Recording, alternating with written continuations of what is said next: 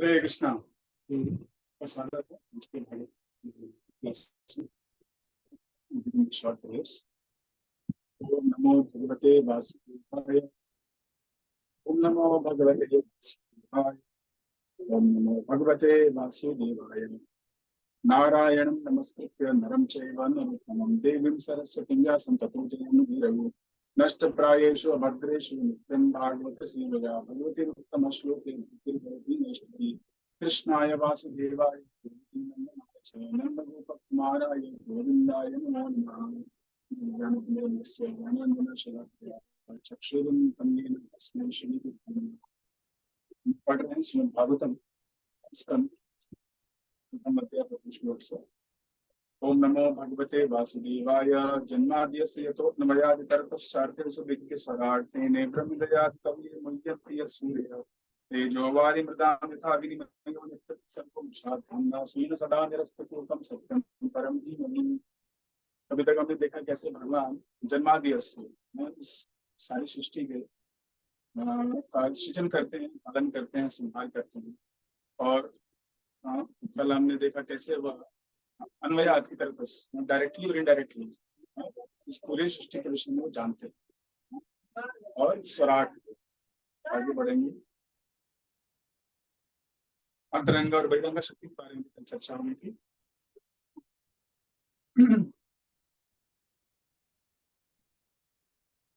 संपूर्ण ब्रह्मांड के शिल्पी ब्रह्मा से लेकर एक नगण्य चींटी तक सारे बद्धजीव सृजन का कार्य करते हैं, किंतु उनमें से कोई भी परमेश्वर से स्वतंत्र नहीं है।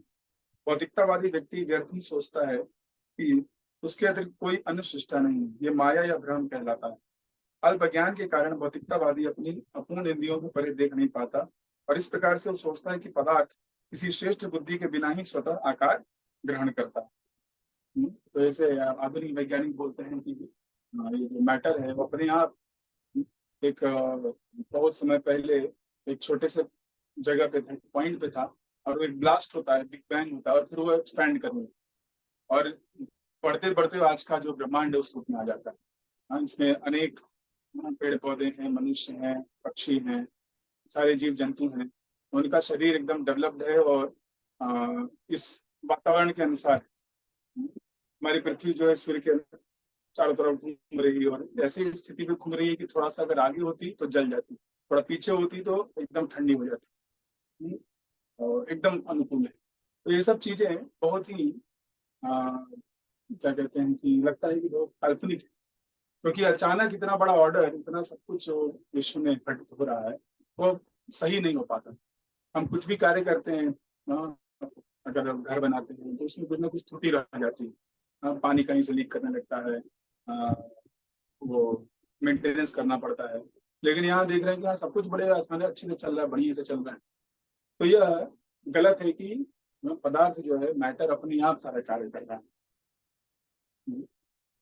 लेकिन जब तक हम शास्त्रों से, वेदों से, भक्तों से, आचार्यों से नहीं सुनते हैं, तब तक हम यही सोचते हैं कि ये जो भौतिक वैज्ञानिक कह रहे हैं तो ये सत्य नहीं है। हम भगवान से इंडिपेंडेंट नहीं है, हम उनके ऊपर डिपेंडेंट है। वो सारा बनाए हैं, चला रहे हैं और आगे भी चलाएंगे। किंतु श्री व्यासदेव ने इस श्लोक में इसका खंडन किया है। चूंकि परम पूर्ण या परम सत्य प्रत्येक वस्तु को उद्गम, अतः परम सत्य के शरीर से स्वतंत्र कोई भी वस्तु नहीं हो सकती। तो क्योंकि भगवान या परम सत्य से सब कुछ आया है, तो कोई भी वस्तु जो है उनसे भिन्न नहीं हो सकती, उनके कंट्रोल से बाहर नहीं हो सकती। हाँ, सब कुछ उनके नियंत्रण में और सब कुछ उनसे ही आया हुआ है। हाँ, उनसे भिन्न नहीं है। तो भिन्नता भी है और भिन्नता भी है। हाँ, भगवान के से आने के कारण, हमारे स्रोत से होने के कारण हम भी भगवान के ही अंश हैं एक तरह से, लेकिन हम भगवान हैं। देह के साथ जो कुछ भी घटित होता है वह देही को तुरंत ज्ञात हो जाता है। इसी प्रकार उस सृष्टि, यह सृष्टि उस पूर्ण परम पूर्ण का शरीर है। अतः इस सृष्टि में जो कुछ भी घटित होता है उसे प्रत्यक्ष एवं प्रत्यक्ष रूप से जानते हैं। तो जो भी घटित हो रहा है, जैसे हमारा शरीर में जो भी कुछ घटना हो रहा है तो थोड़ा बहुत हमको पता रहता है, लेकिन पूर्ण रूप में पता नहीं। लेकिन भगवान को हमारे शरीर के बारे में, दूसरों के शरीर के बारे में, अपने शरीर के बारे में सब कुछ पता, डायरेक्टली और इनडायरेक्टली। इनडायरेक्टली कल हमने देखा कैसे जानते हैं, देवताओं के द्वारा। सारी सृष्टि को देवताओं के अंतर्गत दे दिया। वो अलग अलग, कोई पानी का कार्य देख रहा है, कोई हवा का कार्य देख रहा है, कोई प्रकाश का कार्य देख रहा है। इस तरह से सारा नियंत्रण जो है देवताओं के हाथ में है, जो कि भगवान के ही प्रतिनिधि है। तो इस तरह से उनके द्वारा वो, और वो उनको रिपोर्ट करते हैं। तो इस तरह से इनडायरेक्टली उनको पता है। और डायरेक्टली कैसे पता है? सृष्टि के कण कण में व्याप्त है परमात्मा को, तो वो सब कुछ जान, उन्होंने ही सृष्टि बनाई।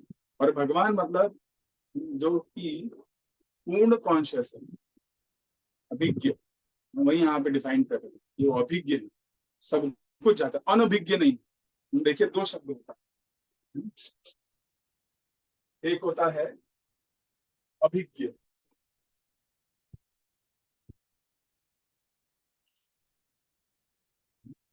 जो सब कुछ जानता है, फुल्ली कॉन्शियस, वो भगवान है। और हम क्या है? हम अनभिज्ञ। न लगा दिया तो उल्टा हो जाता है। हम ये, हम नहीं जानते अपने शरीर के बारे में नहीं। हाँ, अभी आधा घंटा पहले हम क्या कर रहे थे? हाँ, कितना ब्लड जो है इसके हृदय के थ्रू जा रहा था, हम नहीं बता पाएंगे। हाँ, कितना वॉल्यूम एयर हम, मतलब हवा जो है हम अंदर ले रहे हैं, बाहर छोड़ रहे हैं, भी नहीं बता। तो हम अनभिज्ञ, लेकिन भगवान को सब कुछ पता। वो अभिज्ञ है, फुल्ली कॉन्शियस, वो सब जानते हैं। क्यों? क्योंकि वह, उनकी शक्तियां हैं। हाँ, उनकी पराश शक्ति विद्या उनके स्वभाव की ज्ञान बलक क्रिया से, भगवान की अनंत शक्ति है। और अनंत शक्तियां उनकी सेवा में लगी हुई हैं। बस वो इच्छा करते हैं कि चलो भाई, ये सृष्टि हो जाए, ये ब्रह्मांड बन जाए, तुरंत उनके जो जितनी पार्षद शक्तियां वो करनी है। जैसे मान लीजिए कोई किसी कंपनी का मालिक है, फोर्ड कंपनी है, टाटा कंपनी है, और वो गए और देखे एक जगह, बोले यहाँ पे हमारा फैक्ट्री होना चाहिए। वो बस आदेश दे देते हैं। उसके बाद उनका जो मैनेजिंग डायरेक्टर है, कंस्ट्रक्शन वाले हैं, वो सब तुरंत आते हैं, सर्वे करते हैं, कंस्ट्रक्शन करते हैं, 2-3 साल में वहाँ बड़ी फैक्ट्री बन जाता है। तो उन्होंने बस इच्छा की, जो कंट्रोलर है, जो मेन ओनर है, वैसे ही भगवान जो है सुप्रीम ओनर है, कंट्रोलर। तो इच्छा कर देते हैं, जैसे उनकी इच्छा होती, बाकी सब कुछ जो है सारी शक्तियां अकॉर्डिंगली उनके अनुसार कार्य करती। तो ये बहुत जरूरी है, क्योंकि आज के समय में ये जो पूरी कॉन्स्पिरेसी चल रही है कि भगवान को हटा दो, हमारा जो भी पढ़ाई लिखाई है, जो भी एजुकेशन सिस्टम है, उसमें कहीं भी भगवान के विषय में कोई जानकारी नहीं। डेलिबरेटली ऐसी चीजें बताई जा रही है बच्चों को, जब वो छोटी उम्र के होते हैं, कि भगवान है ही नहीं। कोई वो डाउट भी नहीं रहे होना चाहिए। उनको लगता है कि भगवान का चीज अलग है, तो बस कुछ लोग हैं जो कि अंधविश्वासी वो लोग करते हैं। और असली चीज क्या है? विज्ञान। जिससे हमको मोबाइल मिल रहा है, हम बड़ी बड़ी गाड़ियों में, बड़ी गाड़ी में घूम रहे हैं, लैम्बोर्गिनी में घूम रहे हैं, ये असली लाइफ। और वो जो लोग जाते हैं मंदिर में घंटा बजाते हैं, उनसे क्या विश्वास, उससे क्या लगता है? तो ये इसलिए क्योंकि जो एजुकेशन सिस्टम है उसमें ये जानबूझ के चीजें हटा दी गई हैं। पूरा जो भगवान के विषय में जो आस्था होती है हर व्यक्ति में, हर बच्चे में, उसको खत्म कर दो। 20-25 साल में जो बड़ा होता है, तो वो भी एक नास्तिक आ जाते हैं कि भोगी व्यक्ति के रूप में कार्य करने लगता है, उन्हीं कंपनियों के प्रोडक्ट्स का कंज्यूमर बन जाता है, पूरा लाइफ अपना कंज्यूम कर लेता है। तो हमें इसीलिए यहाँ पे व्यास जी बता रहे हैं कि भगवान क्या है? अभिज्ञ है, स्वराट है, उन्होंने बनाया, उनके नियंत्रण में, और उनके ऊपर हम डिपेंडेंट। जो व्यक्ति हमारा मेंटेनर होता है, उससे हम ज्यादा अटैच रहते हैं। जब हम सोचेंगे कि हम इंडिपेंडेंट है, हम स्वयं अपने हाथ से सब कुछ कर रहे हैं, हाँ कुछ चीजें हैं कंट्रोल हमारे, लेकिन सब कुछ नहीं। अब देखिए पानी बरस रहा है, इतना पानी बरस रहा है कि पहाड़ के पहाड़ ढह जा रहे हैं। हाँ, गाड़ी चला रहे हैं जो लोग, काफी वीडियो आ रहा है कि वो पानी में बह जा रहे हैं। ठीक है, अगर हम कंट्रोलर होते तो रोक सकते थे ना। पानी को रोक देते, बहाव को रोक देते, लेकिन नहीं, हमारे कंट्रोल में नहीं है। तो ये चीजें हैं, उनको पहले से ही सिखा रहे हैं, जागृति आप जानिए कि कैसे भगवान इस सृष्टि के सृजन करता है, पालन करता है, और वो स्वराट है, और जानते हैं, सब कुछ जानते हैं। हमारे आपके साथ क्या चल रहा है सब उनको पता है। और वो हमें मदद करने के लिए तैयार है। आगे चलते हैं। श्रुति मंत्र में यह भी कहा गया है कि परम पूर्ण या ब्रह्म समस्त वस्तुओं का चरम उद्गम, प्रत्येक वस्तु उन्हीं से उद्भूत है, उन्हीं के द्वारा पालित है और अंत में उन्हीं में प्रवेश कर जाती है। यही प्रकृति का नियम। स्मृति मंत्र में भी इसी की पुष्टि की गई है। तो क्या कह रहे हैं कि परम पूर्ण जो परम सत्य है या परम ब्रह्म है, वह समस्त वस्तुओं के चरम उद्गम, वो स्रोत है। ये बार बार ये बातों को बता रहे हैं, जैसे शुरुआत में भी प्रीफेस में भी प्रभा जी बता रहे थे कि हाँ, सारी सृष्टि का जो स्रोत है वो परम सत्य।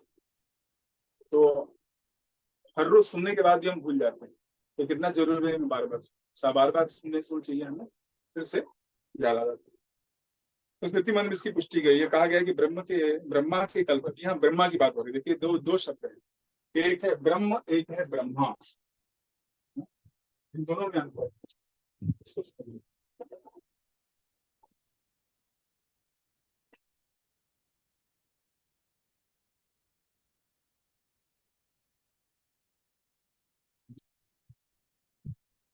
पहले हम बात कर रहे थे ब्रह्म,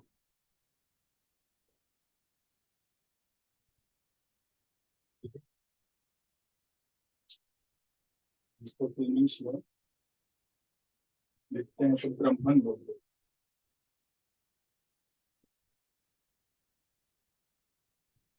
ये ब्रह्मन और एक है ब्रह्मा।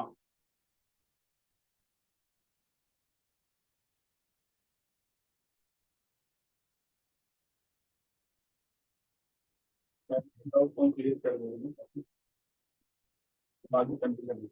जो हम ब्रह्म कह रहे हैं तो इसका मतलब परम सत्य ब्रह्म, सुप्रम ब्रह्म जो भगवान है उनके बारे में बात करेंगे। और ब्रह्मा की बात कर रहे हैं तो जो सृष्टि के पहले जीव हैं, जो भगवान के पुत्र हैं, उनके नाभि कमल के ऊपर जो उनका जन्म होता है उनके बारे में बताते हैं। और एक होता है भ्रम, मतलब इल्यूजन। इसका मतलब होता है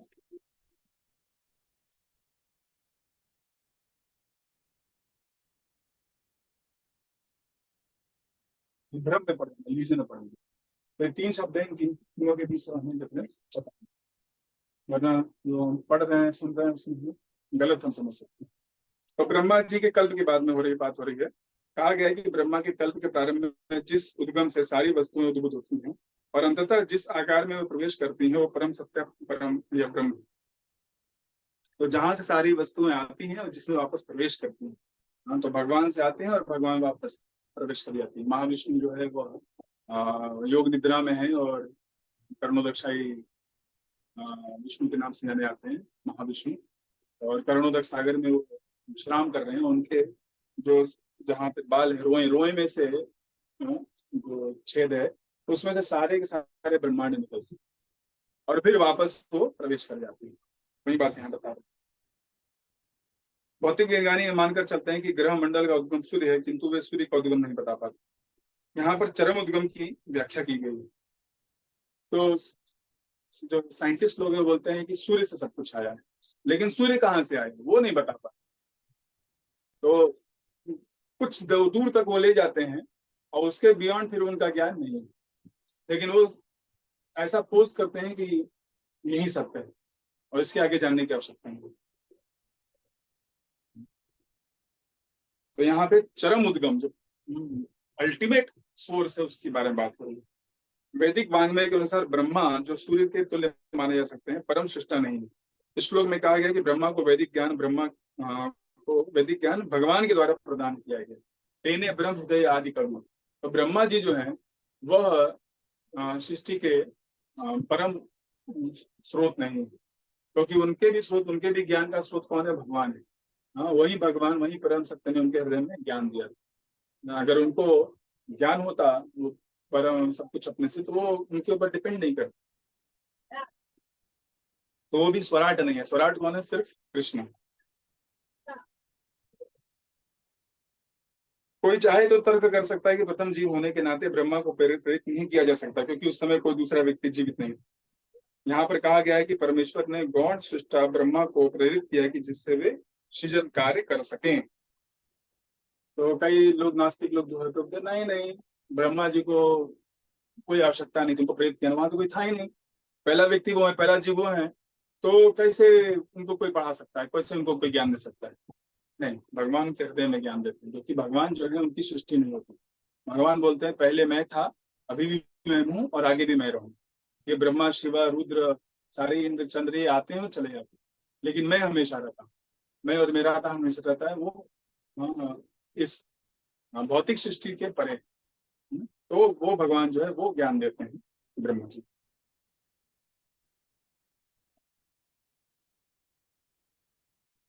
भगवद गीता में भगवान श्री कृष्ण कहते हैं कि वही पदार्थ की समग्रता को गठित करने वाली सृजक शक्ति यानी प्रकृति का निरीक्षण करते हैं।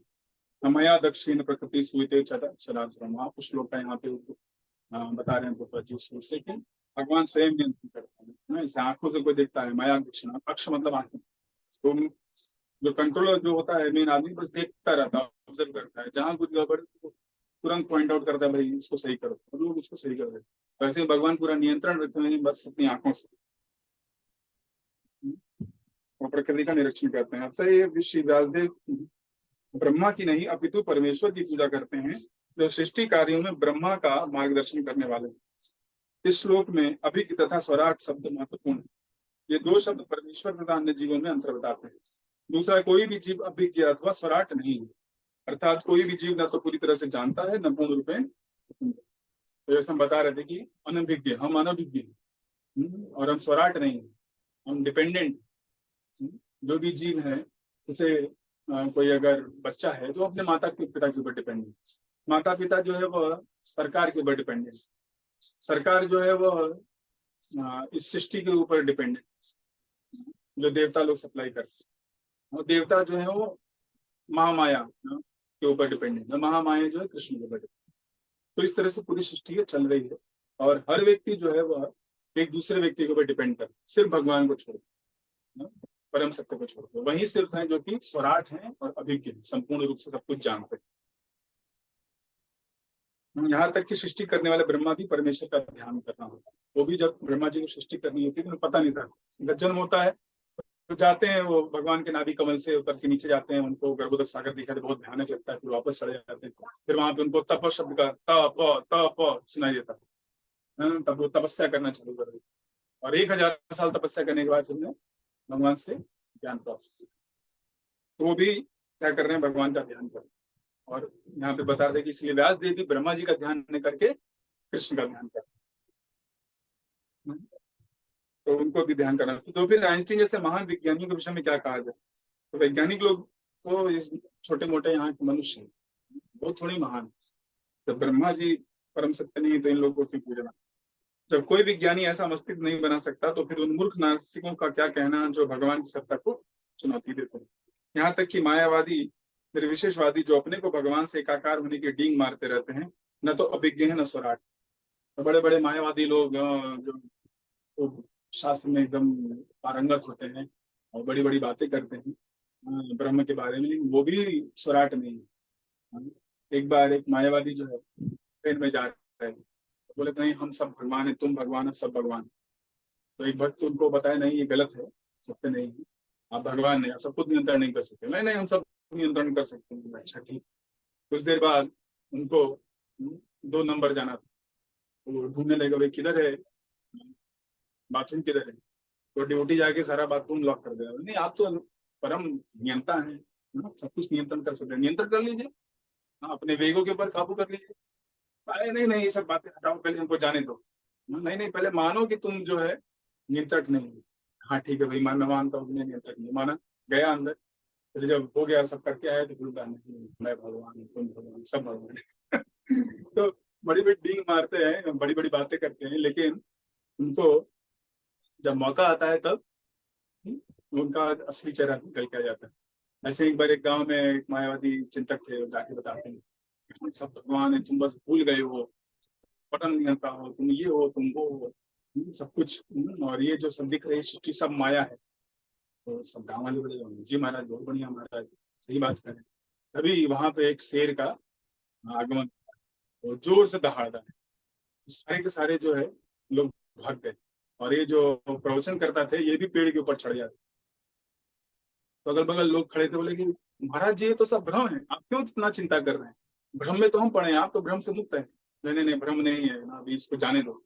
तो जब चला जाता है शेर, उतरते हैं नीचे, तो बोलते हैं कि महाराज जी आप तो बोले सब भ्रम है और आप खुद डरे हुए थे। तो बोले ये जो तुमने देखा कि शेर आया और मैं ऊपर चला गया, ये भी एक भ्रम है। तो इस तरह से बस वो लोगों को मूर्ख बनाते हैं और हम अपना उल्लू सीधा करते हैं, बस वो अपना पेट पालने के लिए और अपना यश पाने के लिए सब कार्य करते हैं। लेकिन असल में तो कोई भी शक्ति नहीं है। वह भी भगवान के नियंत्रण में। ऐसे निर्विशेषवादी भगवान का तादाद में प्राप्त करने के लिए ज्ञान अर्जन हेतु कठिन तपस्या करते हैं। तादाद में मतलब भगवान से एक हो जाना चाहते हैं।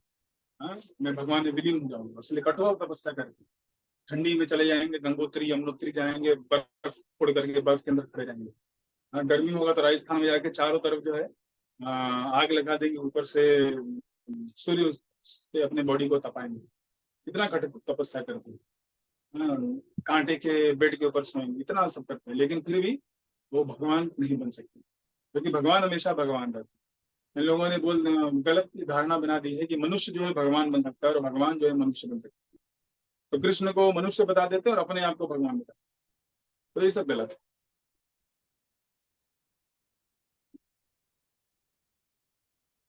किंतु अंततः वे ऐसे किसी धनी शिष्य पर आश्रित हो जाते हैं जो मठ तथा मंदिर बनवाने के लिए उन्हें धन प्रदान करते हैं। बड़े बड़े जो धनवान व्यक्ति उनके पास जाकर के झुक जाते हैं, जो इनको पैसा दीजिए, मठ बनाना है, ये करना है। ठीक है। तो अगर आप सही में स्वराट होते तो लक्ष्मी पैदा करी, अपने आप वो नहीं कर सकते। रावण या हिरण्यकशिपु जैसे नास्तिकों को भगवान की सत्ता का विरोध करने के लिए कठिन तपस्या करनी पड़ती थी, किंतु अंत में वे असहाय बन गए।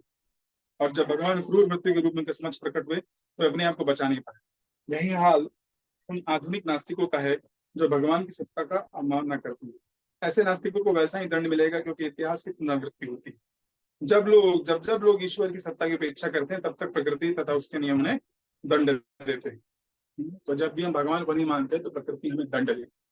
आजकल हम देख सकते हैं कि पिछले 40-50 साल इतना प्रगति किया लोगों ने, लेकिन अब प्रकृति जो है वो पिटाई कर रही है। हाँ, इतना प्रचंड गर्मी हो रहा है जितना कि कभी नहीं हुआ था। इतना प्रचंड ठंडी पड़ता है जिससे कभी नहीं हुआ। अब पानी भी इतना बरस रहा है, बादल फट, हर साल बादल फट, हर साल बाढ़ आ रहा है। हाँ, जहाँ बाढ़ नहीं है वहां भी बाढ़ आ जा रही है। इतना पानी बरस रहा है कि दिल्ली में नाव चलने लग रही है। तो ये सब क्या है कि प्रकृति हमको पिटाई कर रही है। प्रकृति माता के समान है। जब पिता को नहीं मानते, पिता का विरोध करते हैं, उपहास करते हैं, तो फिर माँ ऐसे ही पिटाई करती है। तो हमें समझना चाहिए और नम्र बन करके भगवान को स्वीकार करना चाहिए और उनके अनुसार अपने जीवन चलाना चाहिए, न कि उनके बनाए गए नियमों को तोड़ कर। नियम कौन से तोड़े जा रहे हैं? यहाँ 4 नियम होते हैं। हमें मांसाहार नहीं करना है, पर स्त्री पुरुष का संग नहीं करना है, हाँ, हमें जुआ नहीं खेलना है और नशा नहीं करना है। और ये सब आजकल किया जा रहा है। हाँ, बड़े बड़े लोग, बड़े बड़े क्रिकेटर सब आकर के बोल रहे हैं कि खेलो, रमी खेलो, ड्रीम 11 खेलो। क्या है? जुआ है। हाँ, क्या कहते हैं, पान मसाला का ऐड कर रहे हैं लोग। ठीक है। यहाँ से वहां फेंक रहे हैं, केसर फेंके जा रहे हैं जैसे कि अ, फूल हो। तो ये सब लोग प्रचार कर रहे हैं और लोगों को और प्रेरित कर रहे हैं कि आप गलत कार्य करें। हाँ, मांसाहार की तो बात ही मत पूछिए, कितना मांसाहार होता है, गाय को काटा जा रहा है। हाँ, और उस कारण क्या हो रहा है फिर, जब आप भगवान के बेजुबान बच्चों को इस तरह मारेंगे तो फिर आपका भी वैसे ही संहार होगा। इसलिए आप देखिए आजकल इतना सारा युद्ध हो रहा है, कहीं भी बम ब्लास्ट हो जा रहा है, कहीं भी गोलियां चल रही हैं। हाँ, तो यह कत्ल खाना है मनुष्यों। युद्ध में एक मनुष्य दूसरे मनुष्य, जब हम गाय को, बकरी को काटेंगे तो हमको भी काटा जाए। तो इन नियमों का हमें तोड़ना बंद करना पड़ेगा, पालन करना चालू करना चाहिए, तब ये स्थिति जो है बदली जा सकती है।